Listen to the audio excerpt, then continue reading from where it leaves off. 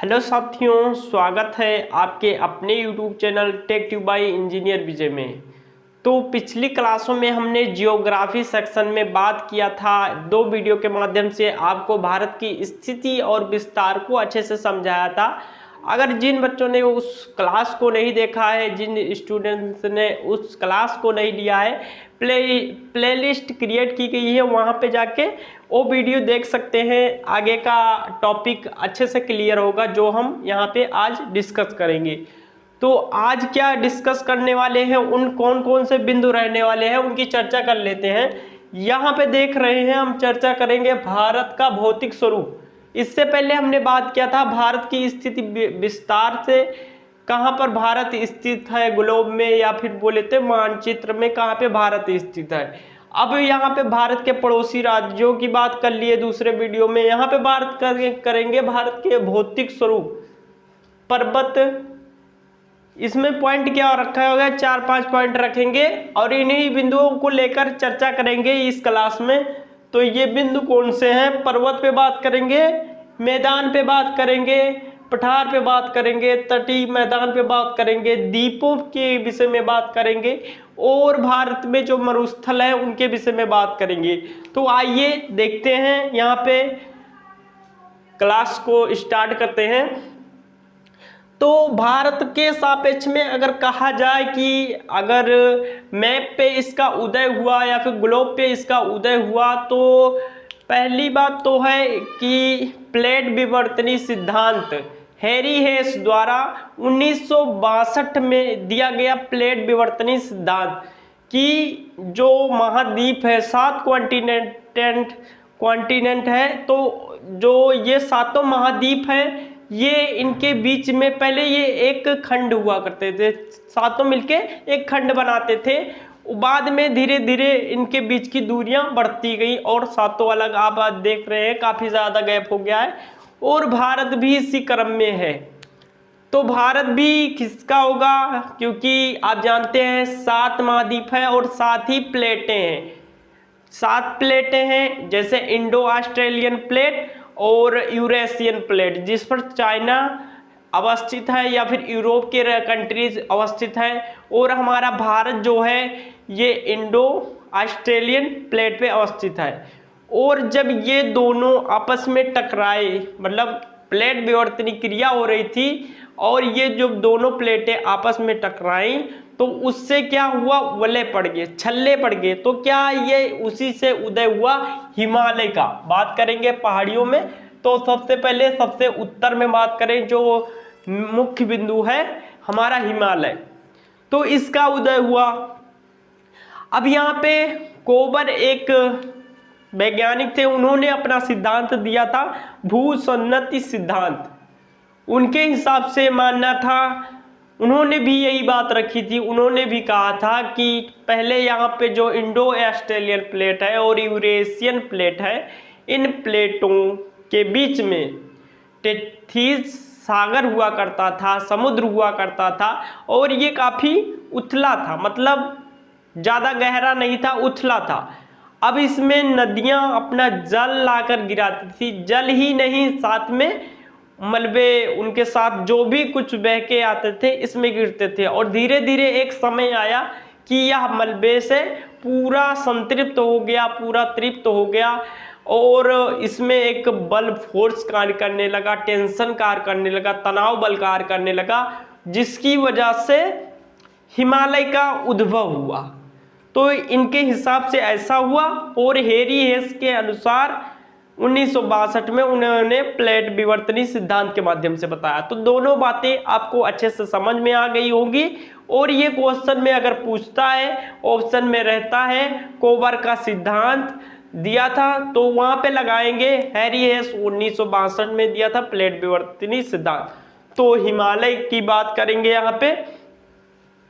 आगे ज्यादा कुछ बात यहाँ पे बढ़ाते हैं, अपनी बिंदुओं पे चर्चा करते हैं। हिमालय तो अगर देखते हैं तो हमारे भारत के उत्तर सिरे पर है, उत्तर सिरे पर एक महान हिमालय। जैसे आप ऑस्ट्रेलिया के पूर्वोत्तर भाग में आपने ग्रेट बैरियर रीफ, जिस प्रकार की ऑस्ट्रेलिया को सुरक्षित करता है, उसी प्रकार हमारा प्यारा हिमालय है जो उत्तर से काफ़ी रक्षा करता है, मानसून को सक्रिय करने में काफ़ी अहम योगदान होता है हिमालय का। तो इससे मानसून बनते हैं और जैव विविधताएं भी ज़्यादा आती हैं। तो यहाँ पे बात करेंगे हिमालय की उत्पत्ति हो गई। अब ये हिमालय की उत्पत्ति हुई और क्वेश्चन मान लो देता है तो ये वलित प्रकार का पर्वत है, वलित प्रकार का। इसकी श्रेणी में अगर बात करें बाहरी जैसे अन्य महाद्वीपों पे एंडीज हो गए, रॉकीज हो गए, इन सब पर्वतों हैं। तो एकमात्र पर्वत ये एक खासियत इसकी है हिमालय की, ये पूरब से पश्चिम है, पूरब से पश्चिम फैला हुआ है। अन्य जो पर्वत हैं, जो इस श्रेणी के पर्वत हैं, उनकी दिशा क्या है, उत्तर से दक्षिण। आप देखेंगे अगर रॉकीज का देखेंगे उत्तर से दक्षिण, या फिर इसी क्रम में और भी देखेंगे तो उत्तर से दक्षिण।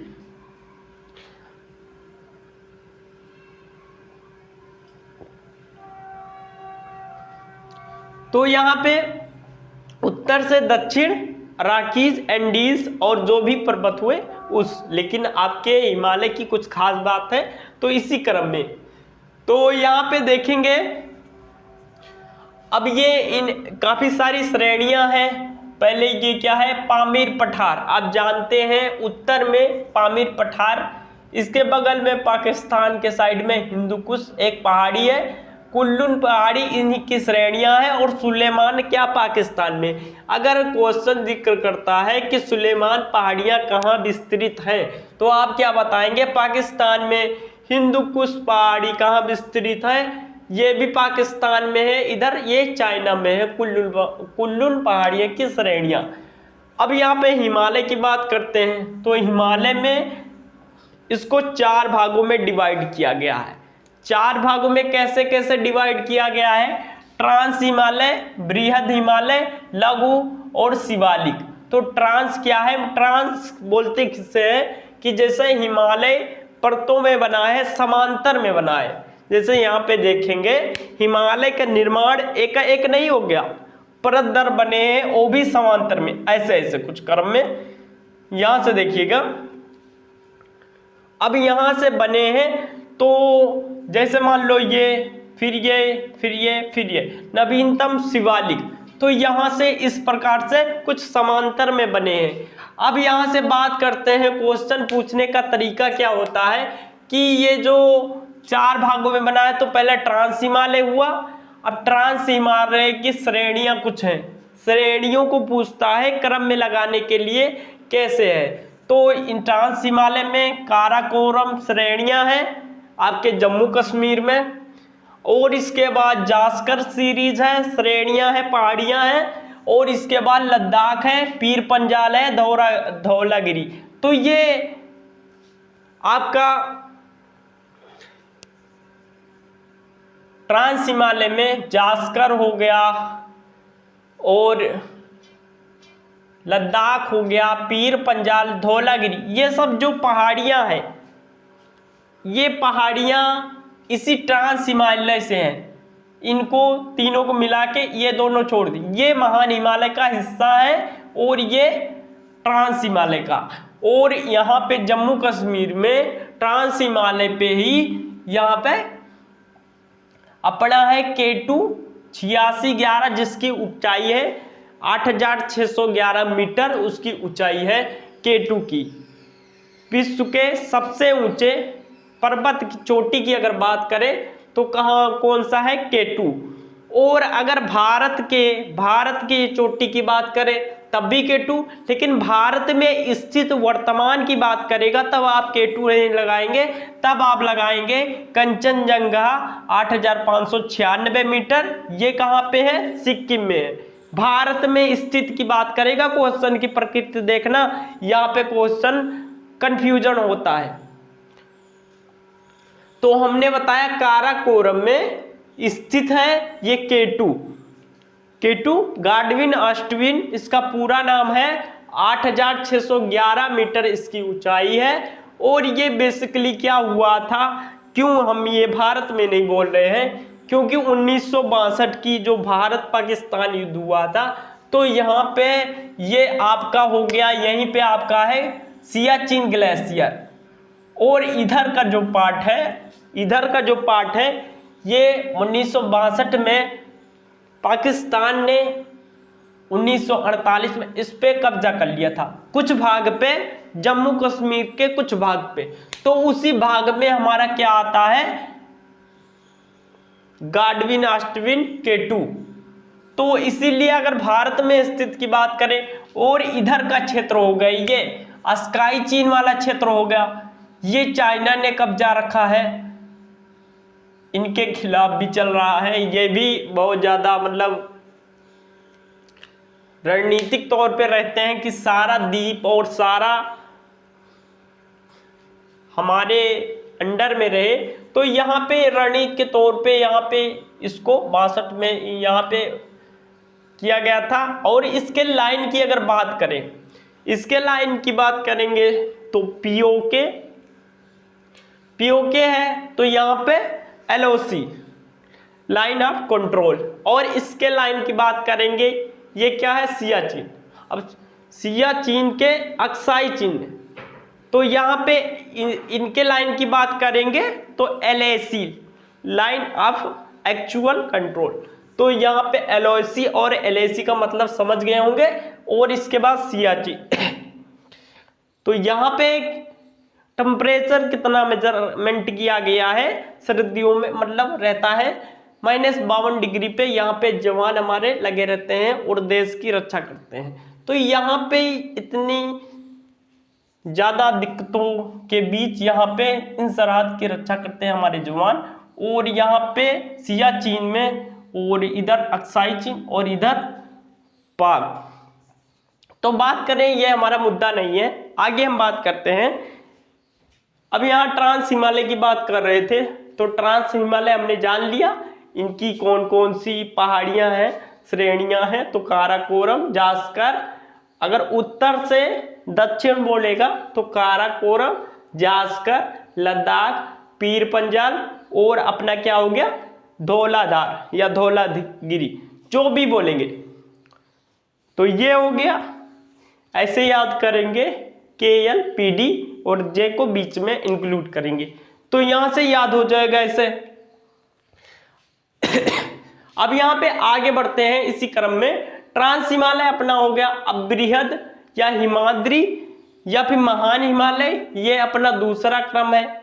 अब इसमें बहुत सारी ऊंची ऊंची चोटियां हैं। ये कहां से कहां तक है, ये आपका नंगा पर्वत से लेकर आपका नामचा बरुआ पर्वत तक। और यहां से फिर ये पूरा हिमालय की बात करेंगे तो ये 2500 किलोमीटर पूरा है, 2500 किलोमीटर इसकी टोटल लंबाई है। कहीं कहीं आप 2400 पढ़ेंगे, लेकिन अगर एग्जैक्ट वैल्यू की बात करें तो 2500 पूरे को इंक्लूड किया गया है। और यहां से लेकर ये नामचा बलुआ, और ये नागालैंड में नागा पहाड़ियां हो जाता है, और मणिपुर में लूसाई या मणिपुरी, और अराकानियोमा यहाँ तक म्यांमार में बोले तो अराकानियोमा।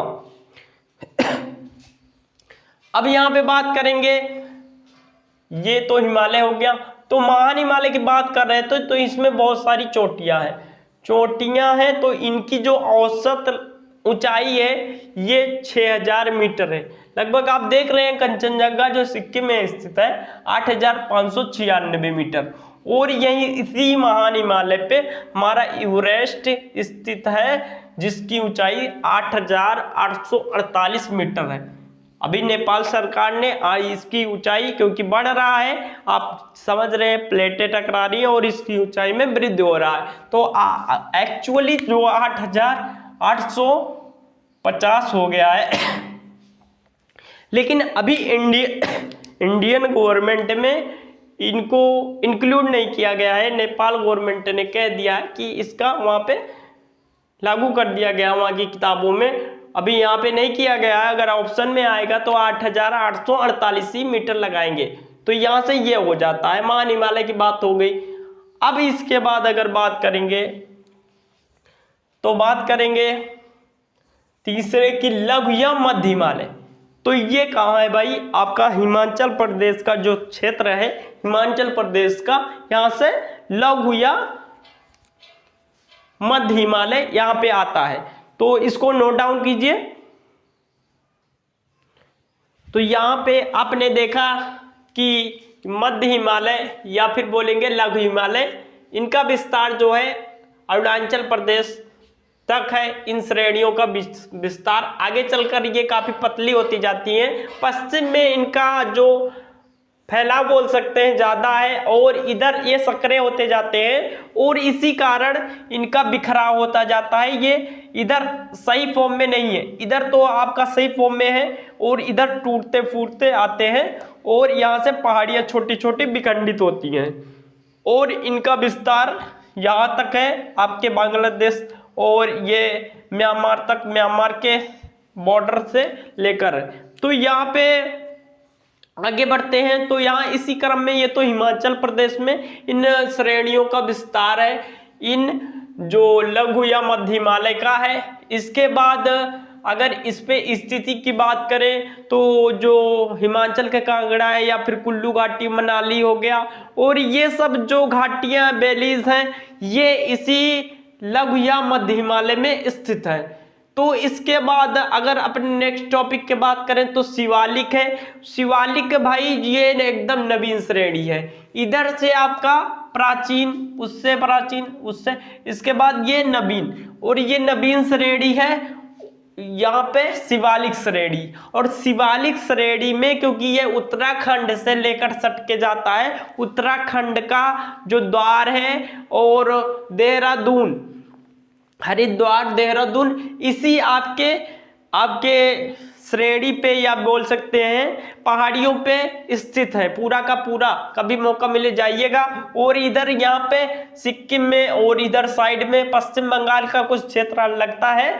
तो यहाँ पे जो दार्जिलिंग है काफी सुंदर जगह है, भारत का स्वर्ग बोला जाता है, काफी अच्छा जगह है, यहाँ पे जाइएगा। तो यहाँ पे ये जो शिवालिक हिमालय है इसका सबसे नवीनतम है।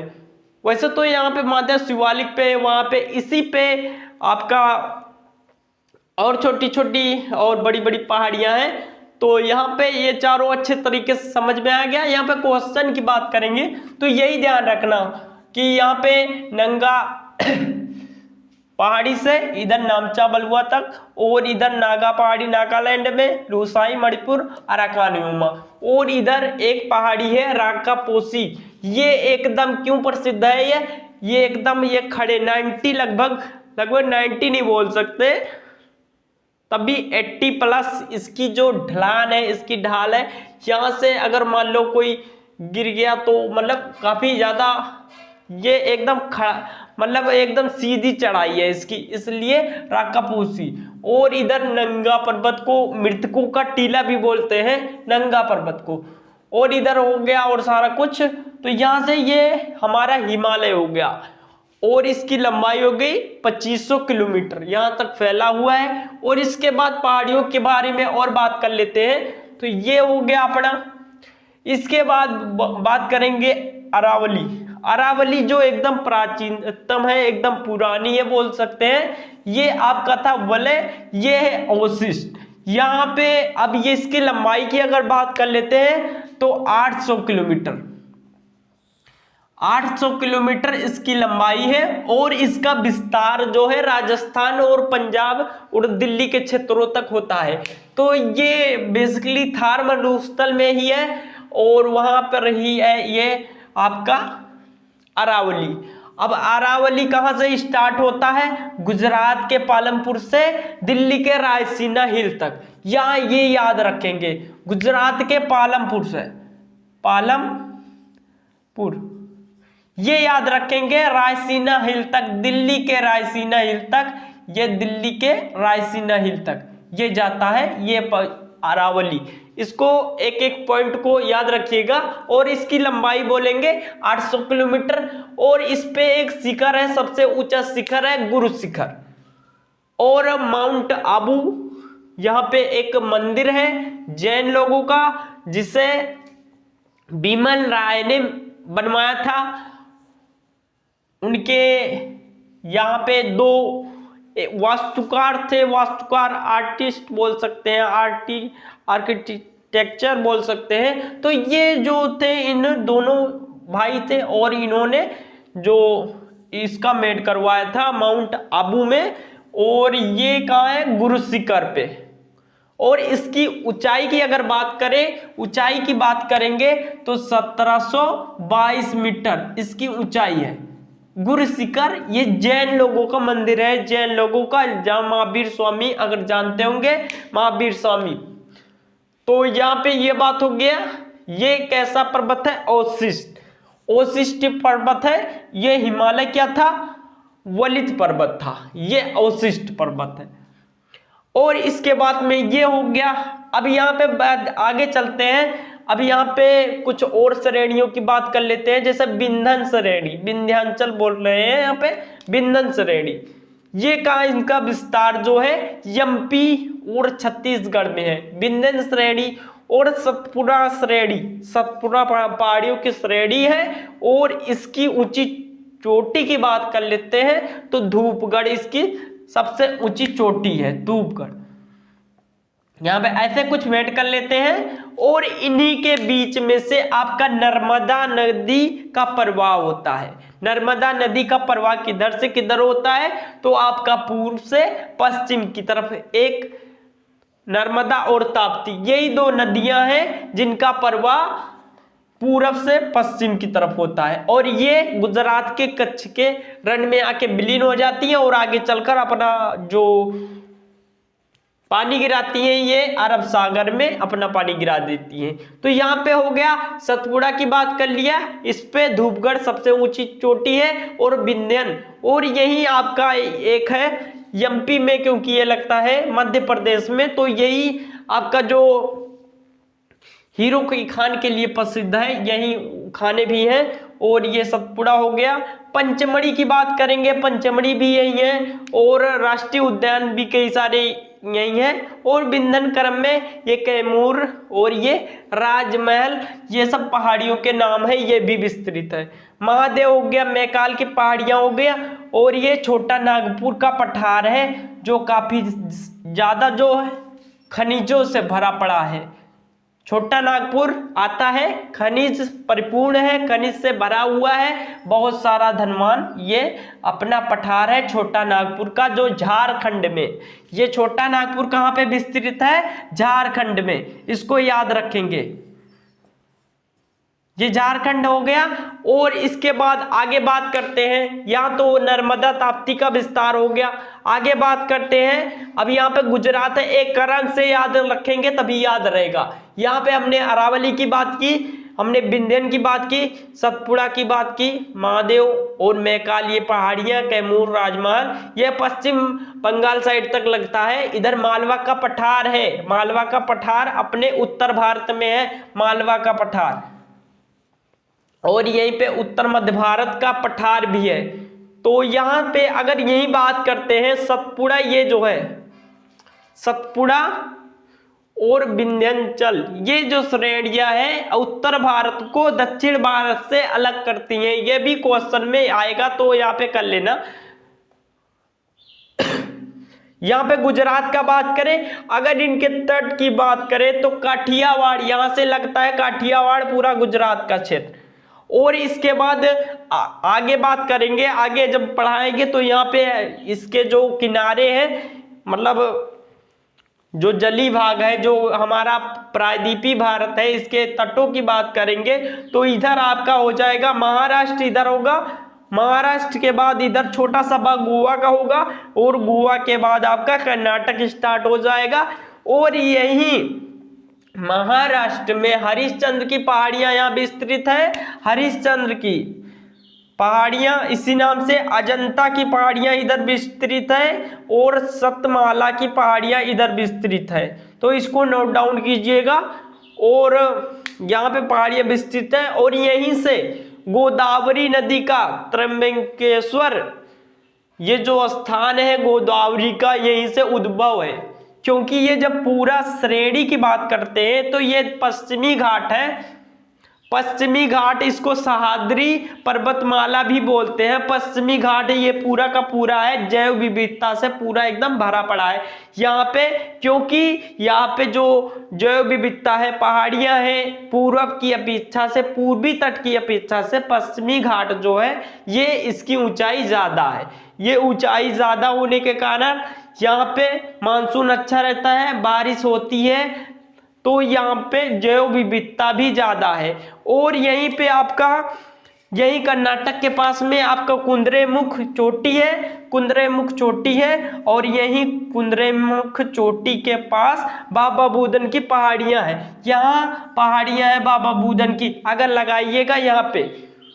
और इसी के बाद यहाँ पे कुद्रेमुख, वहां पे बताया था झारखंड में छोटा नागपुर, छोटा नागपुर में खनिज और सारे यहाँ भरे पड़े हैं कोयले। और इधर भी हमारा लोएस्क, ये जो लोएस्क ये सब सारा मिलता है कुद्रेमुख में, सबसे ज्यादा मिलता है, जैव विविधता भी है, और यहाँ पे अयस्क और ये सब भी निकाले जाते हैं खनिज से।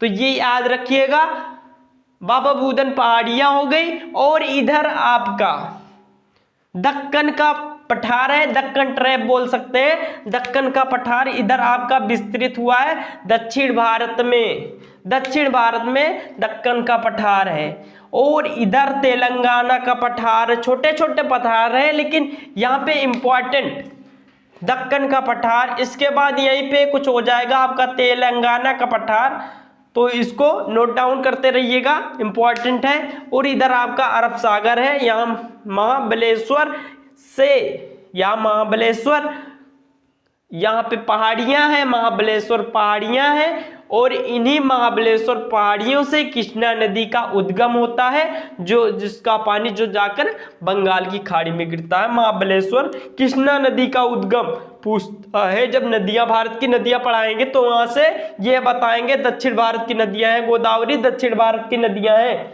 ये सब कहाँ जाती हैं, अपना पानी बंगाल की खाड़ी में गिराती हैं। ये पूरब की तरफ इनका पानी का बहाव होता है। आगे अगर बात करेंगे, इसके आगे है ब्रह्मगिरी की पहाड़ियां, ब्रह्मगिरी की पहाड़ियां इधर है, दक्षिणी पश्चिमी सह्याद्री की बात कर रहे हैं, पश्चिमी सह्याद्री, या फिर बोलेंगे पश्चिमी घाट, पश्चिमी घाट की ये सारा। और इसकी अगर लंबाई की बात कर लिए, यहाँ पे लंबाई की इसका जिक्र कर लेते हैं। यहाँ पे ये कितना था 800 किलोमीटर, और ये कितना है हमारा 1600 किलोमीटर, 1600 किलोमीटर।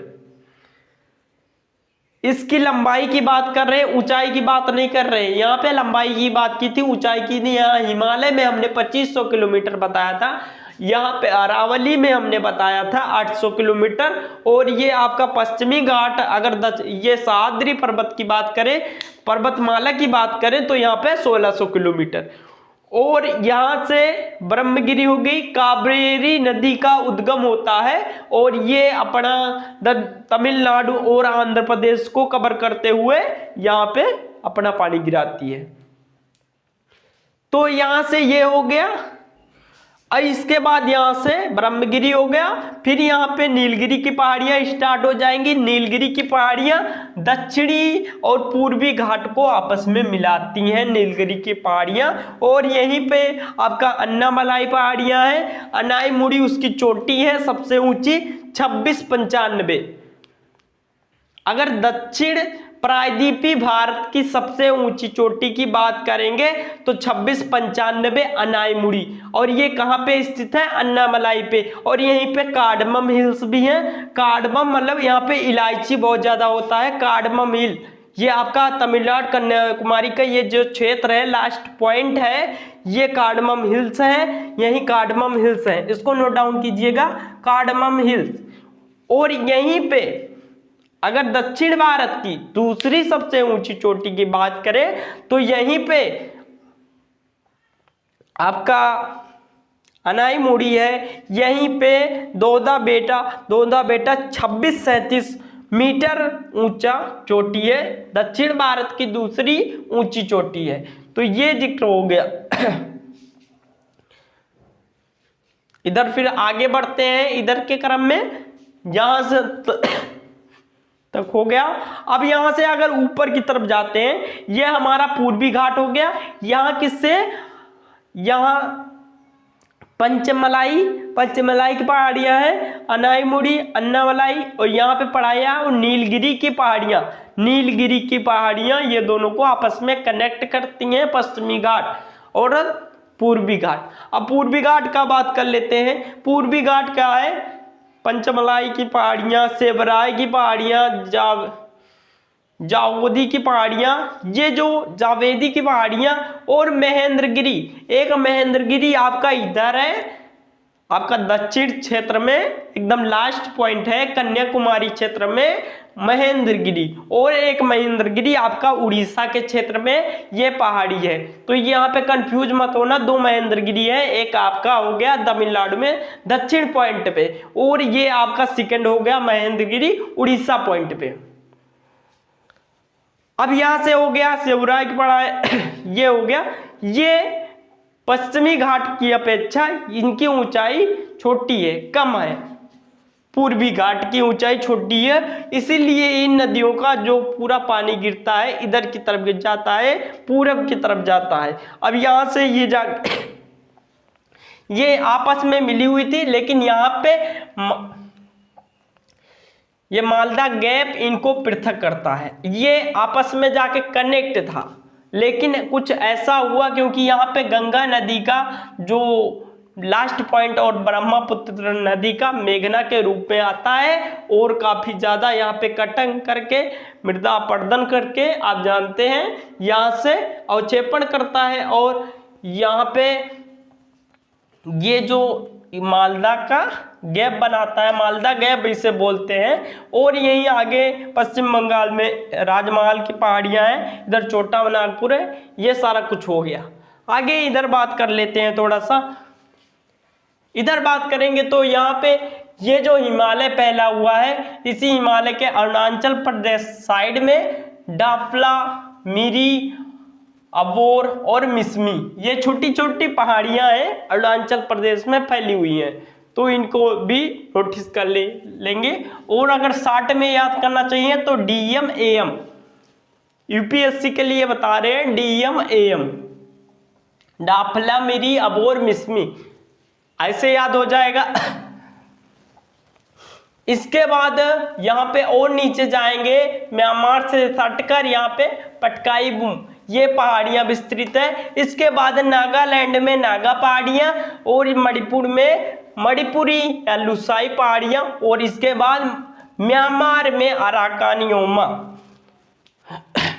और इन्हीं से लगकर मेघालय में गारो खासी जयंतिया पहाड़ियां हैं। अब जानते हैं गारो खासी जयंतिया पहाड़ियां भी हैं और गारो खासी जयंतिया जनजाति भी है, तो यहां से ये याद करने में। और यहाँ पे सिक्किम में एक पहाड़ी है टाइगर हिल्स, यही अपने हिमालय में विस्तृत है। तो ये सारा कुछ हो गया, मालवा का पठार हो गया, सारा कुछ हो गया। इधर की अगर बात करें, ये आपका 2500 किलोमीटर। अब बात कर लेते हैं मैदानी क्षेत्रों की। मैदानी क्षेत्रों के बारे में बात करेंगे तो इधर उत्तर भारत का मैदान हो गया, दक्षिण भारत का मैदान हो गया, इधर आपका छत्तीसगढ़ और इधर साइड बिहार साइड का मैदान हो गया। मैदान की बात करेंगे तो यहाँ पे क्योंकि नदियों का विस्तार ज़्यादा है, नदियों के विस्तार ज़्यादा होने से जो अवक्षेपण करती हैं नदियाँ मिट्टियाँ लाकर, और ये कौन सी मिट्टियाँ होती हैं, जलोढ़ मिट्टियाँ, जलोढ़ मिट्टियाँ होती हैं, जलोढ़ मिट्टी। और इस जलोढ़ मिट्टी में आपका क्या होता है, दो प्रकार की मिट्टियाँ होती हैं। एक कौन सा होता है, एक खादर होता है और एक होता है बांगर। ये दो मिट्टियाँ हो गई, खादर बांगर। अब यहाँ पे हो गया जलोढ़ मिट्टी दो टाइप की हो गई। अब यहाँ पे खादर किसे बोलते हैं, जो मतलब मिट्टी पुरानी हो गई होती है, पुरानी जलोढ़ नदियों के द्वारा, इसे खादर बोलते हैं, और जो नहीं होती है उसे बांगर बोलते हैं। तो यहाँ से ये हो गया होगा। आगे बात करेंगे तो मैदानी इलाकों की बात कर लिए। मैदान का परसेंटेज हमने पिछली वीडियो में बताया था, पठार बात कर रहे थे तो पठार हो गया, इधर दक्कन का पठार है, पामीर का पठार है, ये भारत से सटा हुआ, मालवा का पठार है, छोटा नागपुर का पठार ये इधर तेलंगाना का पठार है, और इसी तरह सारा कुछ विस्तृत है। आगे बात करेंगे तटीय मैदानों की। तटीय मैदानों में आपका काठियावाड़ हो गया, गुजरात साइड में आपका इधर हो गया, पश्चिमी घाट में छोटे छोटे स्थान है, राजस्थान में कुछ हो गया, राजस्थान का भाग है, और इधर भी हो गया इसे पूरब साइड में। तो ये सब जो नदियों के द्वारा क्षेत्र बने होते हैं, इधर मालवा का पठार हो गया, और ये सब जो इनके बीचों के गैप होते हैं, इसी में खेती योग्य जमीनें होती हैं, और ये तटीय मैदान में भी ऐसा होता है। इसके बाद बात करेंगे द्वीपों की। अब द्वीपों का विस्तार कहाँ से कहाँ है, ये जो आप देख रहे हैं इनका विस्तार यहीं तक नहीं है, ये पहले यहाँ पे द्वीप के छोटे छोटे अंश तक थे, लेकिन समुद्र का स्तर बढ़ने के कारण कई द्वीप समुद्र में समाहित हो गए। तो यहाँ पे अंडमान निकोबार का एक सीरीज है, अंडमान निकोबार का, तो यहाँ पे देख लेते हैं, कुछ इस प्रकार का है। और इधर आपका है लक्षद्वीप की श्रेणियां या फिर लक्षद्वीप। तो अंडमान निकोबार में भी अगर बात करेंगे, अंडमान निकोबार द्वीप में बात करेंगे, तो यहाँ पर भी एक चोटी है, सैडल पीक, सबसे ऊंची चोटी अंडमान में बात करेंगे, सैडल पीक। सैडल पीक सबसे ऊंची चोटी है, और यहीं पर ही पूरे भारत के अंडमान में ही आपका दो ज्वालामुखियां हैं, एक का नाम है बेरन और दूसरे का नाम है बेरन हो गया, और दूसरे का नाम बता देंगे, अभी बताते हैं, बेरन है। और ये क्या है, ये अभी भी सक्रिय ज्वालामुखी है, सक्रिय ज्वालामुखी। यहाँ पे हो गया। लक्षद्वीप की बात कर लिए, ये सब जो द्वीप बने हैं ये मूंगा चट्टानों से बने हैं, जैसे हमारे ऑस्ट्रेलिया महाद्वीप के पूर्वोत्तर भाग में आपका ग्रेट बैरियर रीफ बना है, प्रवालों से निर्मित हुआ है, इसीलिए प्रवाल भित्ति उसको बोलते हैं यहाँ पे लक्षद्वीप। तो ये सारा कुछ हो गया, इसे समझ में आया होगा। यहाँ पे अगर ऊंची चोटी की बात करेंगे, सैडल पीक है, इसको याद रखिएगा, काफी इंपॉर्टेंट है। मरुस्थल की बात करें तो एक ही मरुस्थल है भारत में, अगर बात करेंगे तो राजस्थान और पाकिस्तान को मिलाकर होता है, जिसका नाम है थार का मरुस्थल। तो ये यहाँ से विस्तार है, राजस्थान में इसका विस्तार है। तो यहाँ से ये तो टॉपिक खत्म हुआ, यहाँ से काफी अच्छा समझ में आया होगा जितना समझाया गया। तो अगर वीडियो अच्छी लगी हो तो लाइक कीजिए और चैनल को सब्सक्राइब कर दिया, बेल आइकन को दबा दीजिए। हमारा एजुकेशन और वैकेंसी से रिलेटेड सारा वीडियो आपको मिलता रहेगा। तो अगर आपके कोई क्वेश्चन क्वेरीज हो तो प्लीज़ कमेंट बॉक्स में करिए, और अगर किसी चीज़ की लिंक चाहिए, पिछली वीडियो की लिंक चाहिए, तो डिस्क्रिप्शन बॉक्स में जाइए, वहाँ पे मिल जाएगा। तो चलते हैं नेक्स्ट वीडियो की तरफ, तब तक के लिए धन्यवाद।